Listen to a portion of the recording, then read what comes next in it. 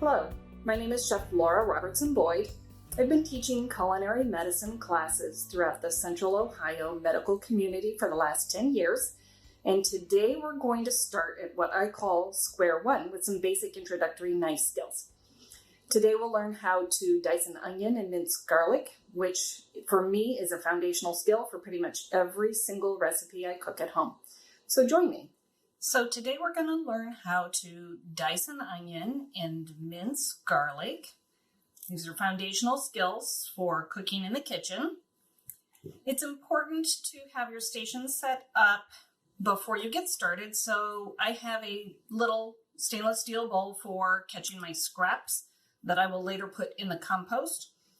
I have both my chef's knife, which is a large 8-inch knife with a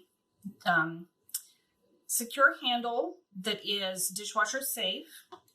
And also, if you need, I've got a small paring knife as well to do small work. It's important to use the right knife or the right tool for the job. Lastly, I have a cutting board with a little grippy mat underneath so that it will hold the cutting board in place on my counter rather than slipping around when I'm trying to cut and chop. Of course, it's always important to wash your hands before you get started. And then we will go ahead with our knife skills. So anytime I'm working with a round object like an onion, it's important to stabilize it so that it doesn't roll around and slip where your knife might accidentally slip and cut you. So for the hand that is holding the food, my guiding hand, it's important to practice what's called the claw. You tuck your knuckles under, like so, and then hold the food steadily with your claw hand. Then you will grip your knife with a special grip where you're taking your thumb and your index finger and placing them actually on the neck of the knife or the blade, actually on the blade itself. Then take your other 3 fingers and wrap them around the handle. And this will give you a lot more control over your knife so that it won't wobble. Something that folks often like to do is to use their index finger to steady this, but that's actually less stable. So you will want to tuck your index finger back, and this will give you more control when you're cutting and chopping. Okay, so once you have a proper grip on your knife and you have a proper hold with your claw in the opposite hand, we'll steady the onion on the cutting board. And I'm going to start just by trimming off the stem end, which is here, the part that grows above ground, and the root end, the part that grows below ground. We're going to just trim those off a little bit and put the scraps into our small scrap bowl off to the side. Now you'll notice I did not cut all the way through the onion, the root on the bottom. We need that to stay on there to hold the onion intact when we go to dice it. Next, I'm going to use another grip called an arched grip. So you're going to use an arched grip to steady the onion between your hand and cut straight from the top to the bottom, root end to stem end, like so. I oftentimes like to think of an onion as a globe where you have 2 equators. You've got 2 poles. So you've got the stem end and the root end are your north and south poles. The equator goes through the middle. So this is my number 1 rule when cutting onions is you don't want to cut through the equator. You cut pole to pole, top to bottom, okay? You'll cut it in half, and once you've created those flat surfaces, it's much safer to cut your onion when it's laying down flat. So anytime you have something round or wobbly, you want to create flat surfaces before you start doing any other cuts. Okay, we need to take the papery skin off the onion. You can do that using your paring knife, but I found it's just as quick and easy to peel the papery skin off with your fingers. Put the excess scraps in your scrap bowl. Okay? Then you will start by placing the root end away from your body on the cutting board. Still use your claw to hold the onion in place. Still use your safe grip on your knife here. And I'm now going to use the front end of the knife. So just the first third or so of the knife to make small cuts that are parallel to one another, going from one side of the onion all the way over to the other. And we're just going to make thin slices, maybe about 1/4 of an inch thick from one side to the other. Okay, you're not going to cut through the root end of the onion. Again, you want that to keep your onion intact so it doesn't fall apart as you're dicing it. So you'll use the tip of the knife to go close to the end, but not all the way through the end of the onion, all the way from one side to the other. Now, as I'm getting close to my hand, I'm just going to move it out of the way so that I don't cut myself. We want to keep all of our fingers intact. Next, you're going to turn the onion 90 degrees with the root end opposite your knife. Use your claw again. Now, this time we're going to use the middle section of the knife to just make straight cuts all the way down, top to bottom, and the onion will fall apart into a dice on your cutting board. And you shouldn't need to spend a lot of extra time mincing it, chopping it, because it should fall apart into a uniform, even dice. Okay? I am going to clear off my knife. Anytime I need to clean food out of the way on my cutting board, it's important to use the back of the knife to scrape.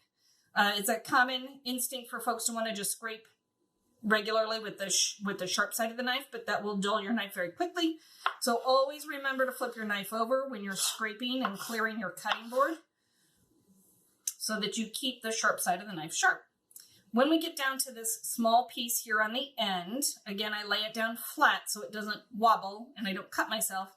Now I'm going to switch to the last part of the knife blade here, which is called the heel. And I'm going to make a sort of a pushing and pulling and rocking motion to slice, to make slices all the way around the root end.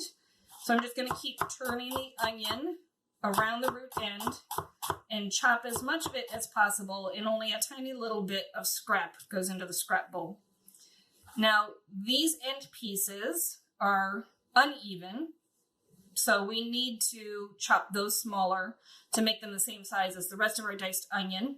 The easiest way to do that is using a mincing technique, and that means you're going to put your guiding hand on the front tip of the knife and use the heel of the blade to do a rough chop, like so.